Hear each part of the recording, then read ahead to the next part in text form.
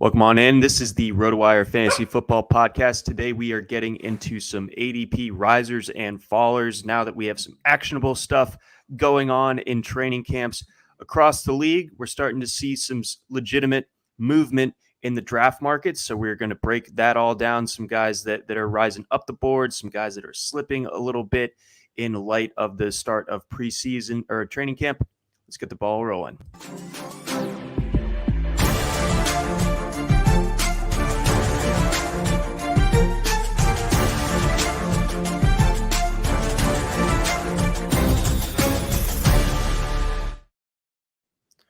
Welcome on in. This is the RotoWire Fantasy Football Podcast. John McKechnie and Mario Puig hanging out with you today here on this Thursday. Mario, do you know whose birthday it is today?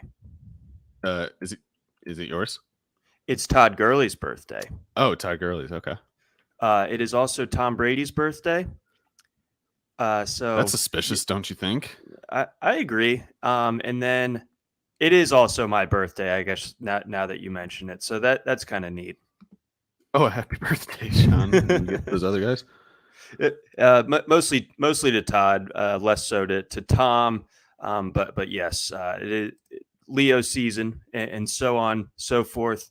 Always liked that Todd Gurley was same birthday as me, also a big Simpsons fan and a big Orioles fan. So a lot in common between us. Yeah. You guys should hang out. I always thought so. He never seemed to want to hang when we were in college, but I guess he had other stuff to do. But beyond that, we got a great show lined up today. We obviously have so much going on with training camp news. It's been same as it ever was. Every year we suffer some attrition across training camp. It's just the way that it happens. You just kind of hope, especially for drafters like us who have been getting after it since March and February, that the guys that you have heavy exposure to are, hopefully staying healthy or at least aren't at risk of missing the start of the season.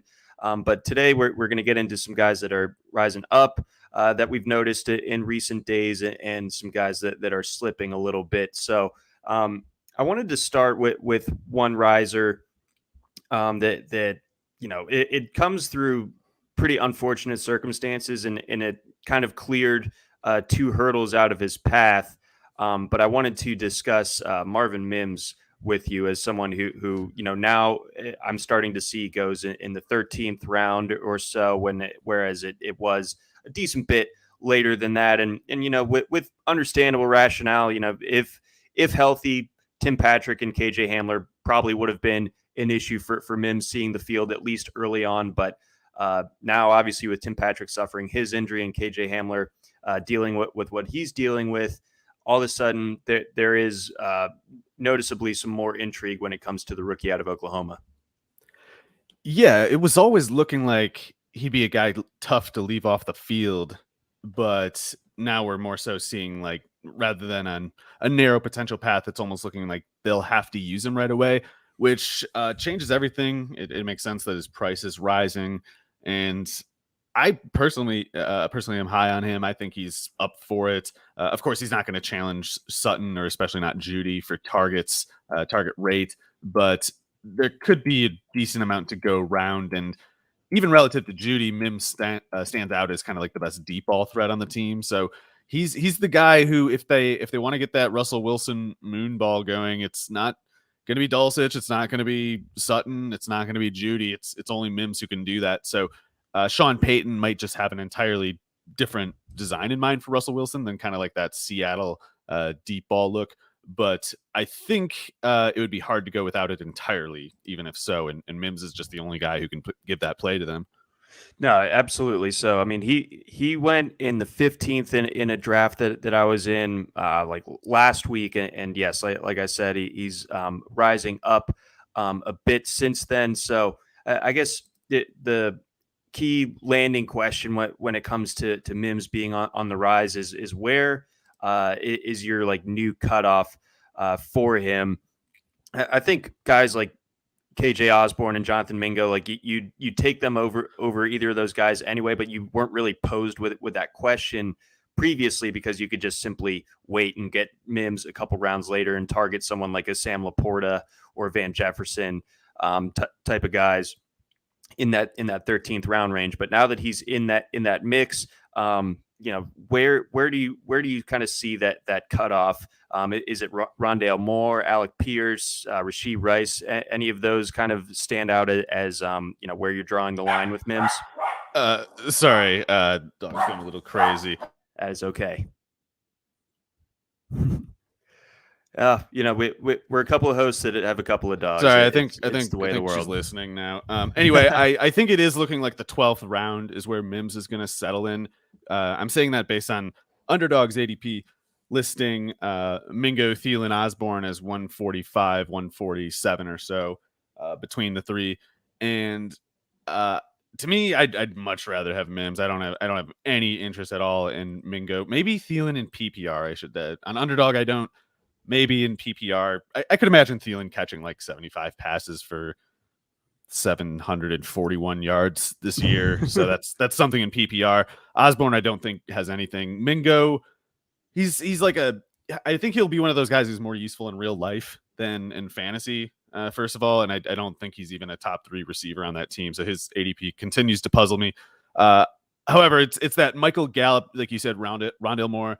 For me, Michael Gallup and Rashee Rice are also pretty close to Moore. Full point PPR, I definitely prefer Moore out of that group. But as a deep ball guy or a big play guy anyway, one on a team with at least one target hog and maybe a second one, Mims is a guy who maybe loses a little bit in full point PPR. So I think in half point PPR, where the yardage, the touchdowns is a bigger emphasis, maybe he's a little better there because Moore is going to catch if he plays 14 games or so, I think Moore is going to catch like 80 passes this year. And Gallup, I still think is pretty good. Rashee Rice is kind of wide range of outcomes, but I think one is that he's the clear leading outside rep producer in that offense.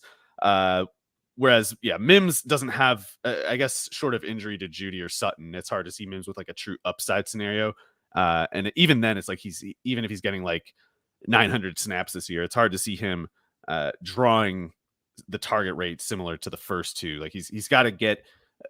Maybe I'm assuming a little too much about his game, but at Oklahoma, it was a lot of like deep work. He was right. He was totally fine on screens and stuff like that, but he really made his living downfield. And I assume he's more that type of player in the NFL than the Judy type, which is he can draw a target like every 5.5 snaps. So looking at my exposure real quick, I have Marvin Mims as my second most shares, 34%. So I think I have enough Marvin Mims at this stage, especially if the price is going to rise in any sort of significant way. Yeah, I think by volume drafter standards, that's a pretty high exposure rate. I think those guys try to. Me and John are not really volume drafters in that sense. Like I prefer to be reckless, so I kind of keep my my money under the thousands of dollars or whatever. But I think it's normally more around like 20 that you'd want to be in it. Like you said though, if you don't get another Mims share, you wouldn't be able to dilute it much further than that. No, I think I'm probably set there, but I will say that I endorse any sort of still going after Mims if you're kind of just getting started on he's really drafting good, right now. Yeah, it's like all the criticisms of him and his game amount to Oklahoma's offense didn't feature the task, which I'm sorry, when he's so good at everything that he does get asked to do and he has totally good athletic metrics, I'm really going to need some evidence that he's specifically bad at those things, which no one seems to have because they didn't actually do it. And I always liked it, and I've mentioned this when we've talked about Mims before, but you look at his 3 seasons at Oklahoma, and he kind of had some differing functions here and there, and he was able to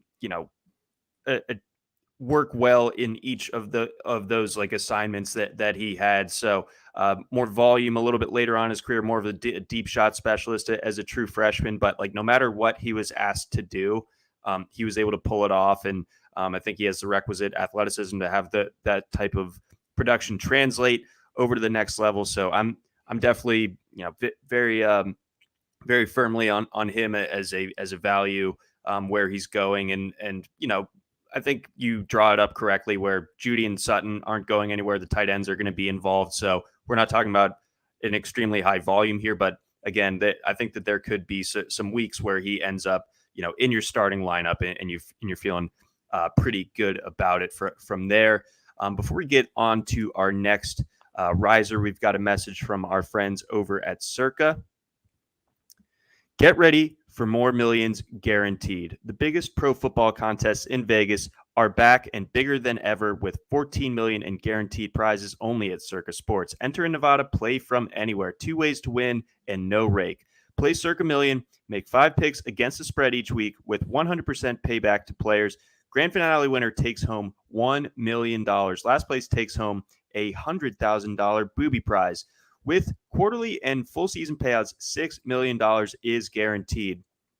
Join Circa Survivor to select one team each week straight up with no repeat selections. If the team loses or ties, the entry is eliminated. Each team can only be picked once in a season. Go 27-0 or 20-0 or be the last person standing to win it all. $8 million guaranteed in that one. So $14 million in guaranteed prizes overall. Visit circasports.com for more details. All right, let us continue along our path discussing some risers. Another kind of favorite topic on this show. Maybe we've kind of covered him a little bit recently, but it does seem like Nico Collins is climbing up the draft boards as well of late. Yeah, do you know why exactly? Because I can't tell if this was just one of those things where more people get into the actual NFL process, maybe having spent time on baseball previously. I don't know if it's just like their projections are kind of changing because maybe I haven't looked for Texans news enough on Twitter or whatever, but I haven't seen like viral stuff about Collins. Is he mossing everybody and I just missed all the posts about it or something? I've only seen like one or two, so nothing really out of the ordinary. I mean, they were both positive, which love some confirmation of my priors, but I think that people are just kind of opening themselves up to the idea that the Texans might not be the absolute worst offense in football this year. There might be a smidge of upside, and I think that they also see that just generally, if Nico Collins is going to be the number one receiver, and there is some amount of optimism, some degree of optimism when it comes to Stroud and being able to hit the ground running, then it makes sense for a wide receiver one in an offense that has a little bit of juice to it to be picked inside the first 11 rounds. Okay, yeah, because like I said, I didn't see anything new, but his price did go up a little bit. It's probably just because like more articles getting posted, published, I should say, identifying Collins as like a value or whatever. Because all along it looked pretty clear to me, like with a target rate like he had at the age that he was playing. With Brandon Cooks playing most of the time, it wasn't like he only got his usage when Cooks wouldn't play. He got his usage when Cooks would play too. So with Collins drawing that sort of target rate, that's arguably the main fantasy consideration. The main fantasy concern is like, can you draw usage? Because even if you're explosive, even if you're efficient, it's not as useful. Deontay Johnson, I guess, the ultimate illustration. Like they'd rather have usage than like good play. And therefore usage is a big part of it. And I think that made him kind of valuable, where he was going all along, even if the Texans are kind of a bad offense. Like I think if they turn out to be a good offense, if CJ Stroud turns out to be, not far below average, that would have made him a value more like in the 10th round kind of range, let alone like the 13th, 14th, wherever he was going, a few months ago. So yeah, to me, he always seemed like pretty close to no risk, beyond the sense that like he might not be a home run pick. And I know we want to, we want all bangers all the time.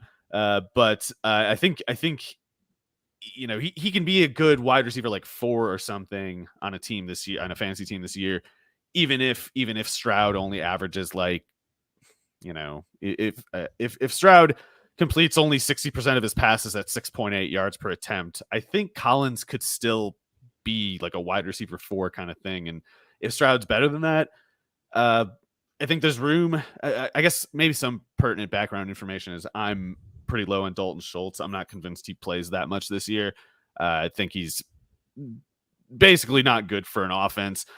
So I think there's room for Mechie and Collins to kind of coexist. The other bit of information, I guess, is that I'm lower on Nathaniel Dell than maybe most people. Certainly CJ Stroud is. So I think there's kind of just room for Collins, in addition to him already showing that he doesn't really need to be given room. Like, he can kind of dictate it. And then there's also that he should be a better player this year than he has been either of the previous two. So yeah, I never saw any reason for caution for Collins. Like, it would have, if he was going in like the 11th round all this time, I would have myself maybe paused a little bit more. But as it is, it was always just like, who else am I going to take? Like, Roshan Johnson. I don't know. It's like, I'm going to take Nico Collins, I guess, no matter how many times.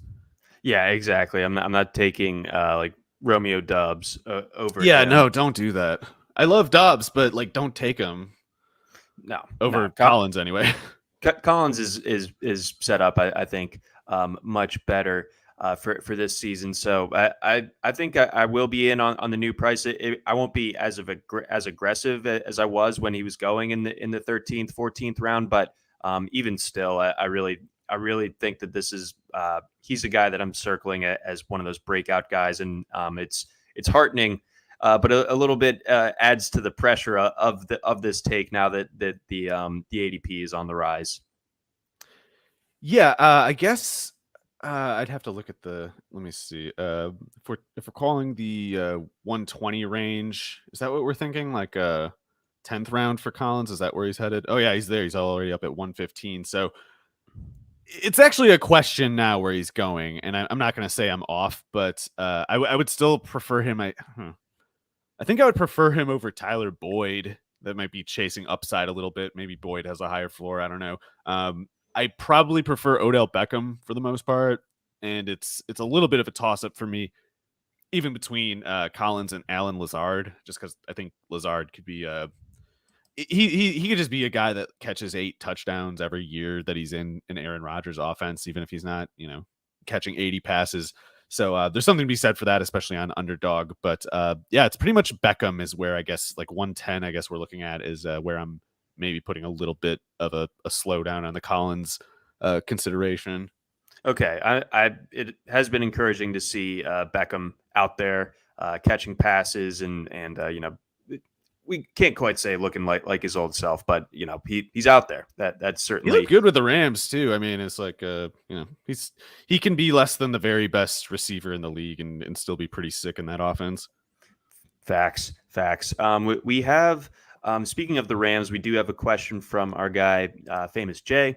Good morning. What's happening with this LA Rams receiving core after Cup? So we know that the Cup is dealing with an injury right now. It might be a couple weeks till he's ready to rock once again. And, you kind of end up getting the added concern. 1, because if you drafted him, you had to draft him in the first round. 2, he's getting up there by receiver standards. And 3, bit of a piling up of an injury history at this point. And, our kind of overarching point on the Rams for years, save for the Super Bowl year, they haven't been the beacon of being able to restock their talent through the draft and through their own talent evaluation. So how ugly does this look? I mean, could it look uglier than last year if Cup is to miss time? Maybe that's an unfair question because last year was such a disaster in Los Angeles. But, even still, if you talk yourself into Cup maybe missing some time this year, which would be the Rams wide receiver that you would try to get after, if any? Well, yeah, it is a little concerning about Cup. If he's like just not available, the whole offense would get reconstructed. So it's hard to say there'd be anyone who can like mimic him.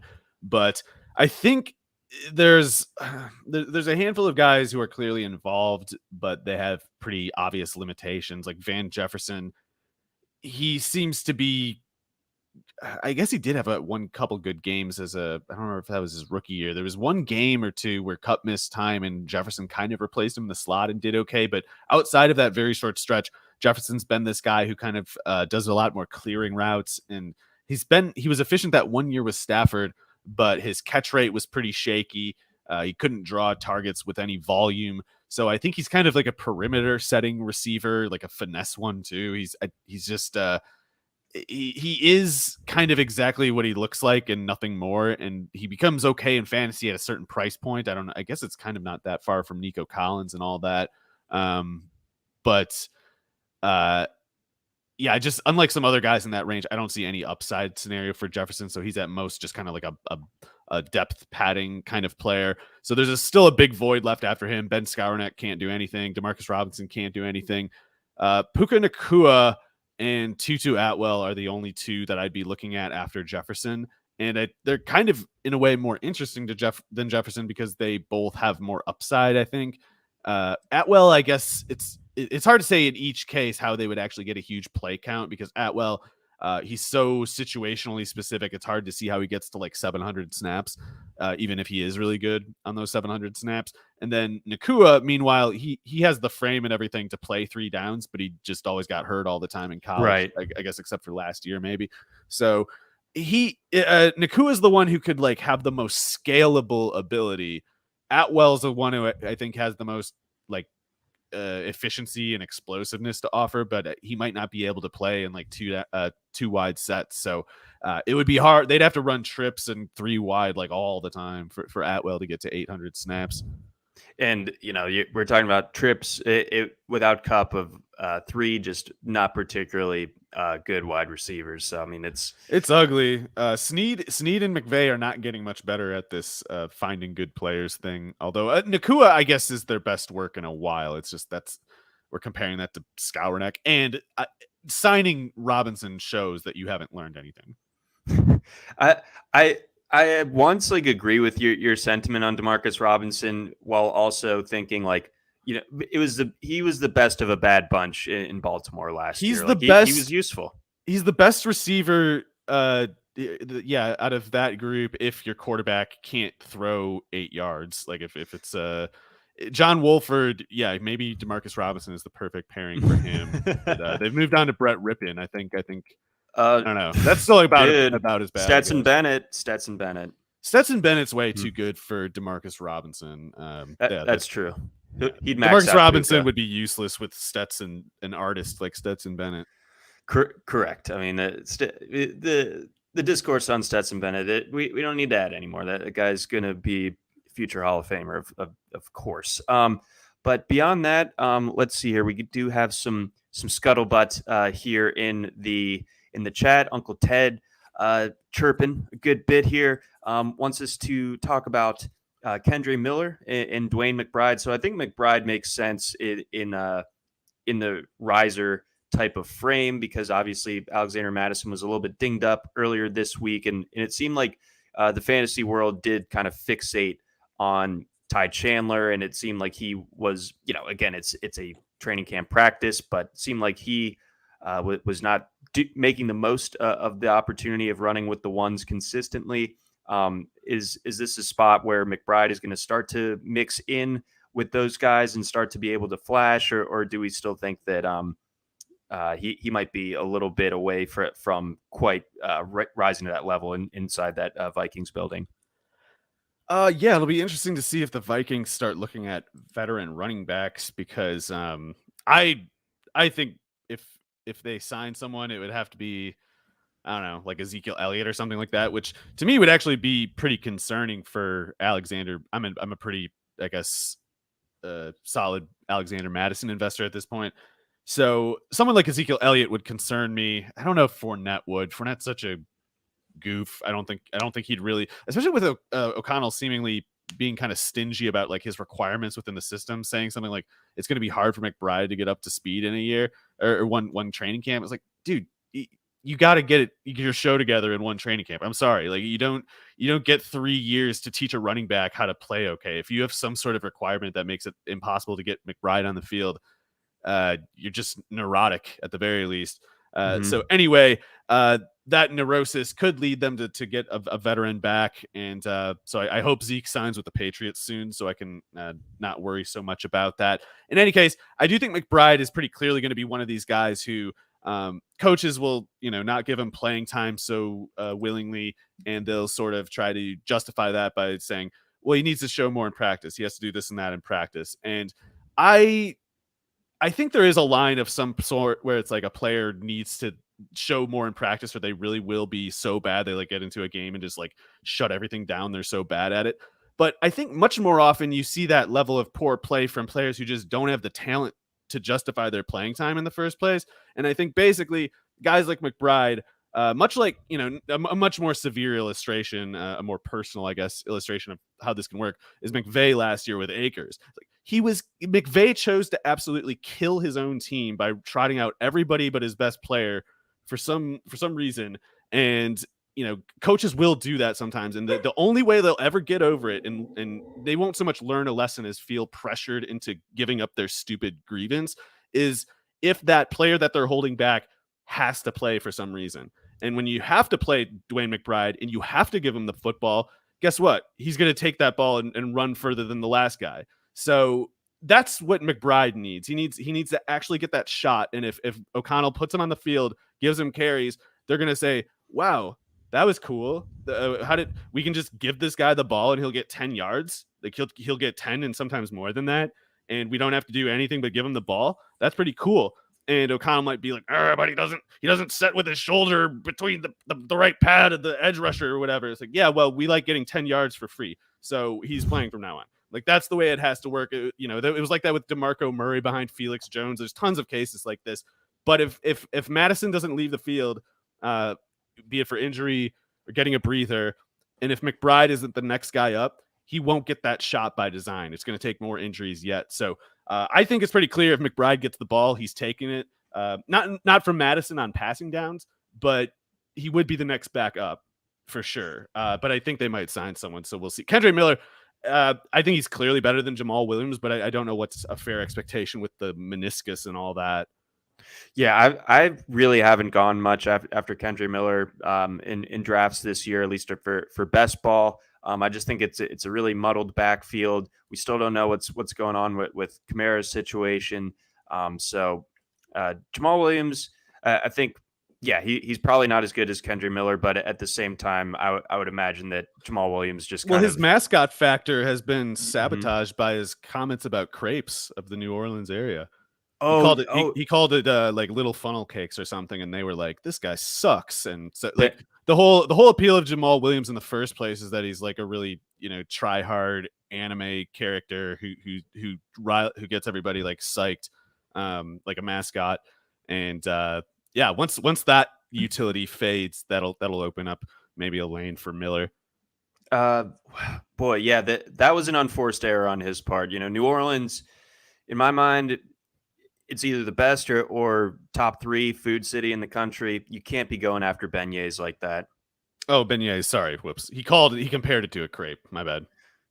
And a funnel cake. I didn't catch that part of it. And he's not totally off on funnel cake, but you know what? To me, that's not an insult. I think funnel cake. Yeah. Also, Wisconsin and treat. Iowa people should be. Do they have that in the South too? I just assumed that was like a Midwest state county fair rather thing. It's definitely like a fair staple, but you don't really see it in the wild outside of those settings. Oh, okay. We got other fried crap. He's in trouble in any case. Yeah. Let's see here. Before we get on to a couple more risers, and then we'll hit some fallers here. We got a message from our friends over at Fantrax. For you fantasy football players out there, is there something you wish your fantasy league had or features that are missing from your current leagues? Bonus scoring, custom schedules, or playoffs? Deeper team settings? Well, look no further because we have you covered with our friends at Fantrax. Fantrax is the most customizable fantasy platform in the industry, offering the greatest fantasy experience for your dynasty, keeper, redraft, and best ball leagues. Create or join a fantasy football commissioner league. Invite your friends and dominate your draft this season. Fantrax is the top dynasty football platform in the industry. Coming from another service, not a problem. Fantrax can easily import any of your current leagues and rosters and customize if needed. Ever have a trade go wrong or make a mistake in dropping a player? Fantrax commissioner tools allow you to undo any move with one simple click. If there's anything lacking in your current fantasy league manager, Fantrax likely has it. Fantrax is running a special promotion that you don't want to miss. Sign up for free at fantrax.com/rotowire today to enter for your chance to win tickets to any regular season NFL game for you and your entire league, plus $6,000 in spending cash. That's right, tickets for your entire league. Simply create a new league or bring over your existing leagues for more chances to win. Simply go to fantrax.com/rotowire and sign up today. Again, that's fantrax.com/rotowire to sign up. Fantrax, the home of fantasy sports. All right, let's grab a couple more higher end risers. So we were talking a little bit, but before the show, in light of all the Jonathan Taylor drama, which we'll unpack here in a bit, and Saquon Barkley obviously quelling his by signing his deal with the Giants. It looks like both Saquon and Tony Pollard are ticking up a little bit in the ADP. Not that like there's a ton of room for them to move up, but they are still doing so a bit into the second round. And Nick Chubb, I think, also going higher in the second round now. Yeah, so I guess that's as simple as a void created from Taylor slipping in the ADP. I gotta say, it kind of bugs me. I don't really want to participate in price changes of that particular sort, especially if someone who is already nearby Barkley and Pollard before Derrick Henry is not really going up. And I know there's not an obvious alternative otherwise, but I'd kind of just, I guess I think there should be enough receivers in that range that I'm still mostly not looking running back. Like even Barkley, who I put safely ahead of Pollard. I think Pollard might be a little bit of a trap, especially the higher his price gets from this point. He played 543 snaps last year. He might play 700 or something this year. He might not hold up with it, but he caught 39 passes last year, had 193 carries. I don't know. To me. I don't think there's as much of a difference or any difference at all between Tony Pollard and Travis Etienne. And now we're nearing 3 rounds distance between the two, which just feels a little off to me. But I guess if you just really need to take a running back there, that's sort of like the going rate for the region. I think I'd rather be looking at guys like maybe Olave, I guess, and hopefully someone like Amon-Ra or something like that instead, because I just don't think Barkley, Pollard have enough upside, or Pollard anyway. If Barkley starts catching like 70 passes again, then he could be the top running back. I don't think there's structural room with that and a Daniel Jones offense. So yeah, I guess I'm just however much Barkley I wish I bought it when there was still ambiguity about his playing time, because at the very least I think I'd want to wait a little, like a few days, a week or something, to see if those prices maybe keep stabilizing, because maybe right now there's sort of like panic buying going on, like people like, oh my god, I gotta get this guy because whatever, either I need a running back so bad and Taylor isn't an option anymore, or I got to get these guys because I got too much Taylor, or I don't know, something like that. Yeah, that's a tricky one. I don't think I'm necessarily changing my approach on either of those guys. Like I'll still get the occasional Saquon, much less frequency when it comes to Pollard, especially if that ADP continues to climb. And then beyond that running back group, or I guess we need to touch on Nick Chubb before we move on to another one high up in drafts. But yes, worth it. Where do you think you draw the line with him? Like, would you be willing to grab him at the end of the first, or do you think that there could be a situation where he is starting to routinely go in the end of the first round? Like, could he overtake Bijan Robinson potentially? Well, that would be a little weird. I have had him well ahead of Bijan Robinson all this time, but it would be weird for that to have changed. All based, I guess, on just the the suddenly assumed assumption that Nick Chubb could catch more passes this year than we thought. So for me, that would always have just been like, well, why wouldn't you have thought that in the first place? Like, what did you think was going to happen? It seems to me like people just literally didn't think about it until they did, and then kind of got hit with like, oh, now I see it. But to me, Chubb was always kind of like a top 10 sort of value, and I'm kind of bitter that he kind of is going in that range regularly now, because it was a lot cooler before when he would fall to like the late second round, which was always crazy. But yeah, the deal with Chubb is the same with Taylor. If Taylor plays, like, it's 2,000 yard watch on the ground alone. Like, that's totally possible. A lot of people have been probably playing fantasy football in such a short amount of time they didn't even know there was a such thing as a 2,000 yard rusher, but they do happen every so often, and we're gonna get one, I think, pretty soon from someone like Chubb. Taylor, maybe Henry has one in him, I don't know, but it's sure as hell not going to be Bijan Robinson who does it. No, in my opinion. Chubb. Sorry. Fair enough. Chubb. Yeah, it's like that. They don't deserve the. If they were fading Chubb earlier, they don't deserve to get in on him now. But Yeah. big fan of his projection for this coming season. Big fan of his just generally. Let's switch on over and hit one more receiver riser as we continue on here. Calvin Ridley now going in the late second round routinely, maybe occasionally still going in the early third. But when it comes to Ridley, your thoughts on him, no longer being that guy you can target late in the third round. Yeah, so that one sucks too. I was definitely getting a lot of Ridley for a long time there. Still probably going to take him. It just like Chubb. Like the new price was always the thing that I had in my head all along. The whole reason I was going so heavy all along. So maybe like a more responsible budgeter than me would say, well, since you were heavy early, now taper off a little bit and draft some other guys. But my brain is too compulsive, and I'm just like, no, more Ridley. And so yeah, basically I'm just drafting the same Jonathan Taylor, Nick Chubb, Calvin Ridley team over and over, just with a different one at each spot over the weeks, because now Taylor's the third one and Ridley's the second one, rather than the vice versa. So yeah, I'm stupid. I'm just gonna have every single team is gonna be the same, but I still stand by Ridley at his new price. I think clearly this was a guy who had more than even someone like Amari Cooper, who's, I guess, the pivot for me. If I can't get Ridley, it's I don't see someone else in that range that I like as much as those two. But to me, Ridley, even from Cooper, stood out because Cooper, as much as I like him, I don't think he really has a 1,400 yard season in him. I don't know why.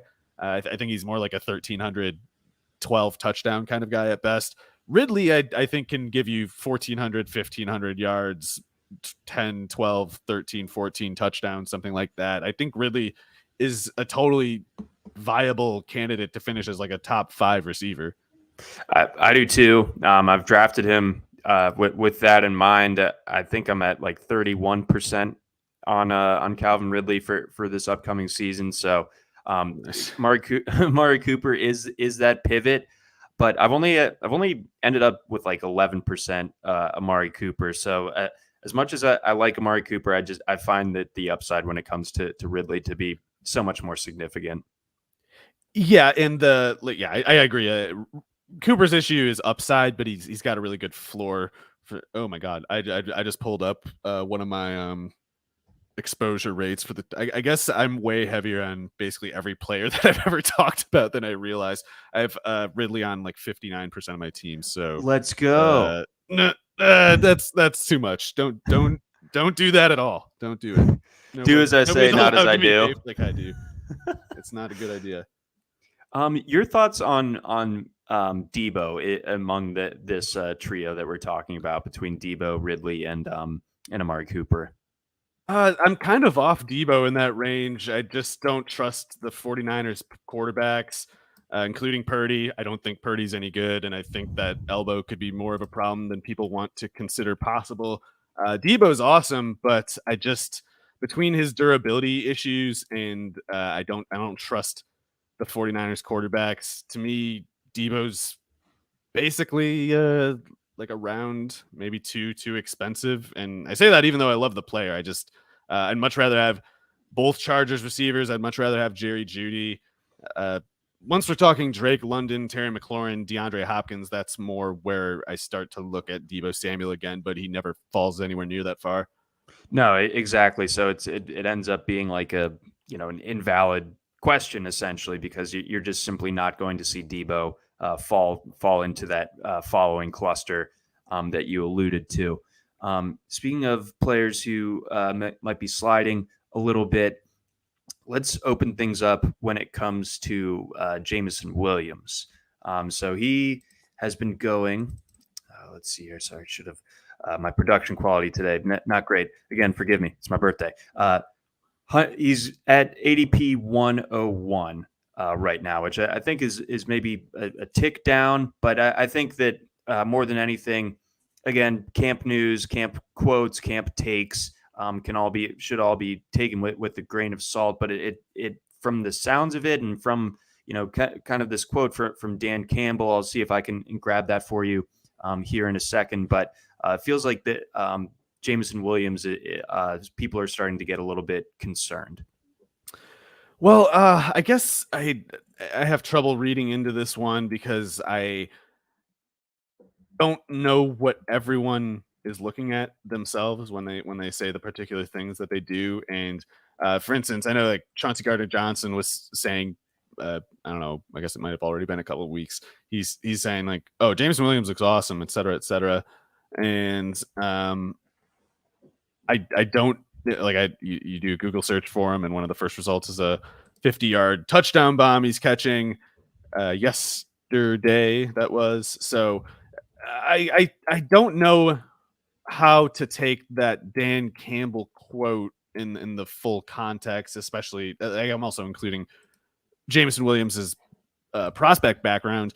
So what I mean by that is Dan Campbell saying he has to work on his hand mechanics. He's got to just grind on it. It'll never be probably like one of those elite pass catchers that you've seen, but it'll be just fine. So that sounds to me like he's criticizing his hands, or at least his ability to kind of like reel in a catch. And then I have to wonder, is this Dan Campbell saying that he's concerned about Jameson Williams' ability to catch the ball, or is he doing that thing? I love Dan Campbell, but if he starts doing a thing about this, it's gonna be something that I have issue with. The way that they looked at DeAndre Swift and were like, why can't you be a power runner? If they look at Jameson Williams after trading up to that 12th pick to take him, and they start doing something like, why can't you be Danny Amendola? Like that would drive me completely crazy. Like, Dan, look, he can't run into the teeth of the defense. He's not running a 5-yard slant with two safeties in the box from the slot. That's just not what he's going to do. And if you're demanding that he do it and hold a grievance about it, if he can't, that's totally the wrong way of thinking, and it's sabotaging both of your careers, but especially Jameson Williams's. So I think though this will have to just be one of those things where Dan gets over it, because they'll just eventually I trust, I guess, someone like Ben Johnson more to handle this takeaway than I guess either Dan Campbell or the press. And what I mean, Ben Johnson can kind of observe, okay, I just won't use him that way. I won't put him in a 5-yard slant if he's not going to hold on to the ball. What good does it do me? He's getting rocked anyway. He's not built for it. So we'll just have him run it further depths downfield. We'll do more to put him in motion, to get him away from the teeth of the defense, et cetera, et cetera. And if you just look at it through that possibility, then Dan Campbell's observations don't hold any real substance anymore. They're just immaterial. Which, yeah. So We'll see how this shakes out.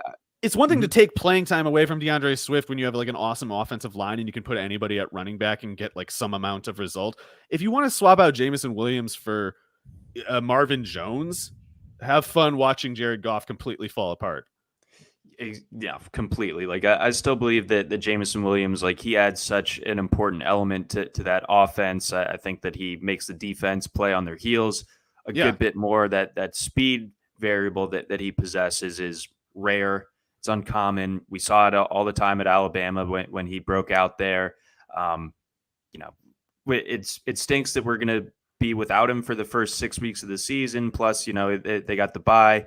in week 9. So that it makes him a bit of a frustrating asset for this year. Yeah. But playoffs, yeah, that could be when things really start to click for him. So I would say if the market does continue to cool on him a little bit, that I would continue to go ahead and try to acquire more if I could.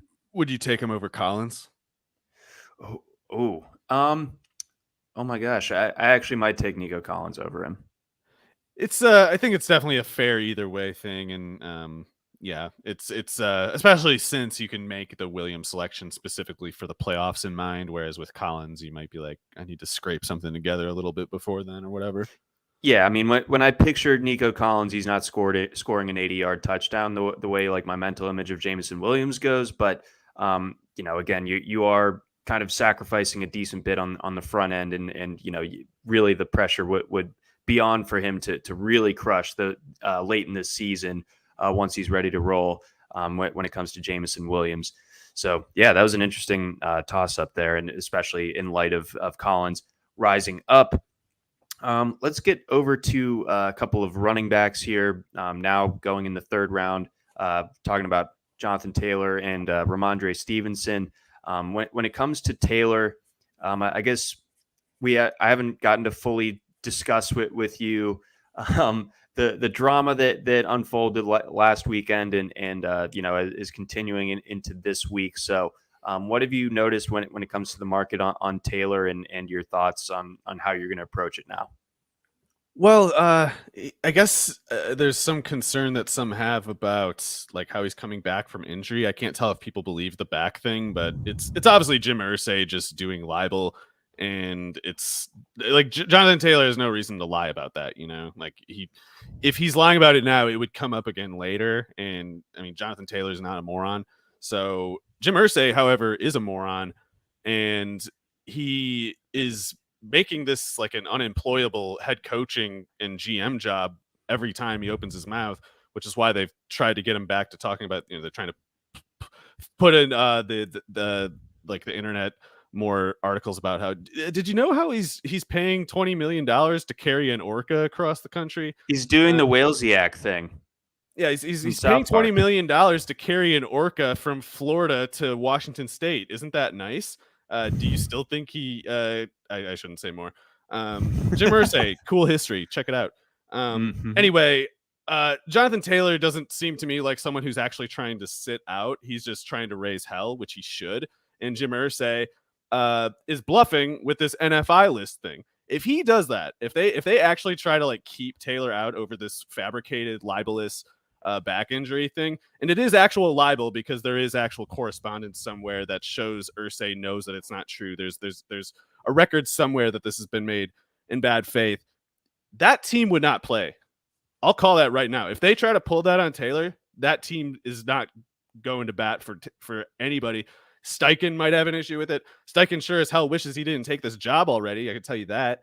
So it's not as simple as like, oh, Irsay can just make Taylor not play, or like Taylor's not going to play. Like Taylor wants to play. That's kind of that all does go back to that. Taylor does want to play. He's not looking for a reason to sit out. He's looking for acknowledgement for his contributions. And Irsay said, "How dare you? I'll threaten your livelihood." And now we see how that goes. But one scenario that I don't see is Taylor sitting out this year. So I not that I have any sort of there's no case study on this. I can't tell anyone what's going to happen because it went some other way like this before. We never had a deranged idiot NFL owner instigate a fight like this. So I don't know what precedent it would adhere to, but the idea of Taylor not playing this year seems ludicrous to me. Apple doesn't fall far from the tree. Robert Irsay, also not a fan favorite. Yeah, those guys suck. And they're really, really bad people off the field too. I can't say it enough. I mean, Jim Irsay is a dirtbag, scum of the earth type dirtbag. Yeah, not a fan. So circling it all back to fantasy for right now. So his ADP now kind of sits close to the end of the second. Are you gonna keep going at it if it keeps going to this, or yeah? do you I'll try to keep getting Taylor. But yeah, I mean, I guess something could develop either way. I don't think any trade would affect him. I mean, if Taylor goes to another team, he's still the second best running back in the NFL at worst. So I think you have to convince yourself that he's not going to play. I guess there's also, I guess some people are concerned that he will be out of shape when he comes in, and I'm sorry, but that's almost like as silly as saying that about Nick Chubb. If you've seen these guys, the way they work, it's out of the question. You will never see Jonathan Taylor pulling a Lenny Fournette. Like No, that's he couldn't be who he is if that were a possibility. I did see one, sort of, I've kind of characterized it as like fan fiction rumor regarding a connection between the Chiefs and Jonathan Taylor. That would be downright comical, but there should probably be like a Roger Goodell doing a David Stern and to be like, no, you can't do that. But with the you can't have one team going 20-0 or 19-0 or whatever, 20-0. I've thwarted it before, and I'll do it again. So it wouldn't be fair if you give Pat Mahomes Jonathan Taylor. He's averaging like 9 yards a carry. It'd be completely stupid.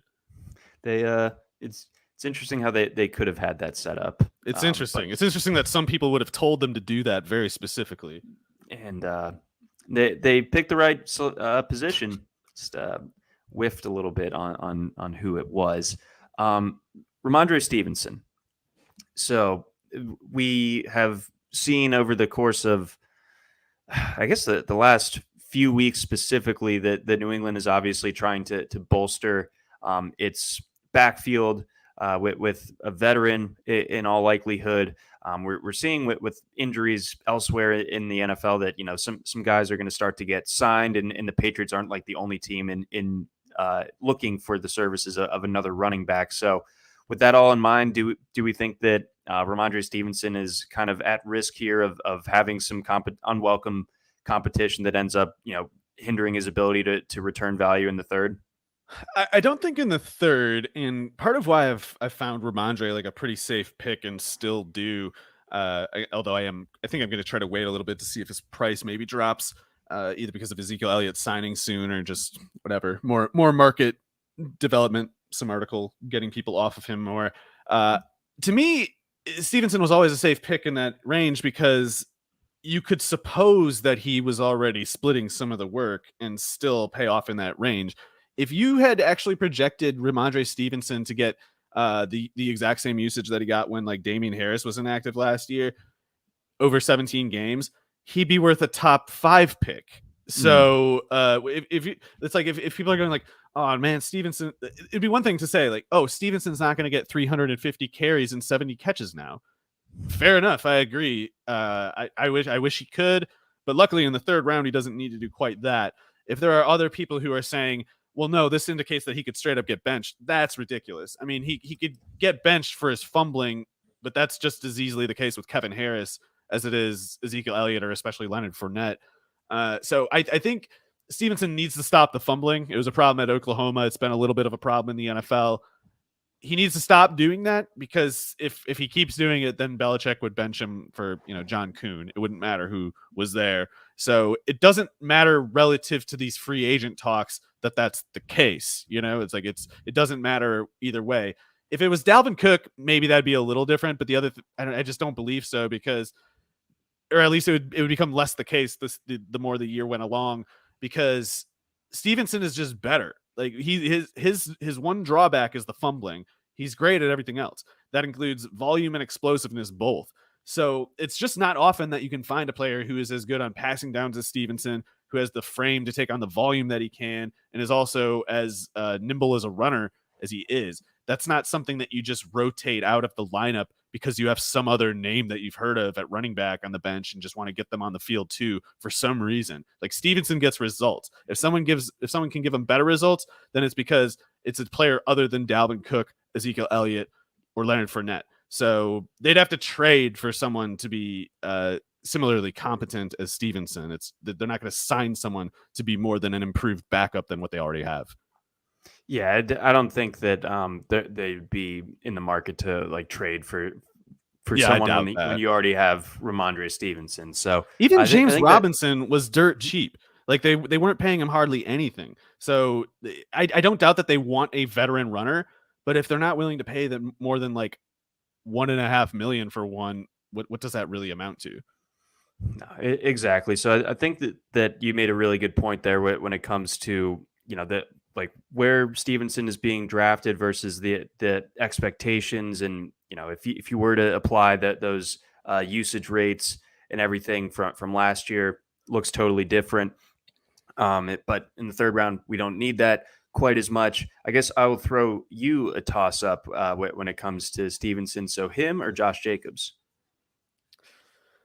I'm a little more worried about Jacobs missing time than I am Jonathan Taylor. And as much as I'm sure, Josh Jacobs definitely has that dog in him, I don't know if he has that kind of like, what would you even, what do you call that when someone does like every sport at the same time? Like Jonathan Taylor and Nick Chubb just are like Olympic athlete lifestyle all the time. They don't just like stay bulky and do a lot of running back drills at home. They're like total global level crazy athletes. So I might be a little more worried about Jacobs coming in with some rust than someone like Taylor too. So I'm picking Rhamondre because I'm not worried about any of that. I'm worried about the fumbling, but I think in a much improved Patriots offense, and I do think it's going to improve quite a bit just from getting Patricia and let's judge off the offense. I think it's going to be quite a different showing there. And I think it's just going to be like with that defense being so crazy good, and I expect the Patriots defense to maybe be the best in the league. They're going to have short fields and they're going to have a lot of time to sit on the ball. So that's another thing too. It's like that's why Bill Belichick wants multiple runners. Like he knows running back injuries happen, and he knows like we're going to have the ball in enemy field position. And I know now that I don't want Mac Jones throwing 40 times a game. Right. So I think that's a really good summation there on what New England's offense is going to look like, and Stevenson's importance to it. And I like the point on the defense kind of setting up the offense in advantageous defense. spots. Yeah. The Ravens don't make a ton of mistakes when it comes to letting people go, but Judon, yikes, man. Yeah, he's pretty good. They got like 12. They got backups that are just like the kind of players that you still dread to see on the field. Yeah, that it's as an offense. Sorry, it's crazy. But I think that's going to do it for us here on this edition of the RotoWire Fantasy Football Podcast. Thanks to everyone in the chat. Fun streaming this on YouTube now. Get a little bit more activity when it comes to hearing from the listeners on the live stream. So a lot of fun there. Of course, a big thanks to our sponsors over at Circa and over at Fantrax, and of course Blue Wire as well.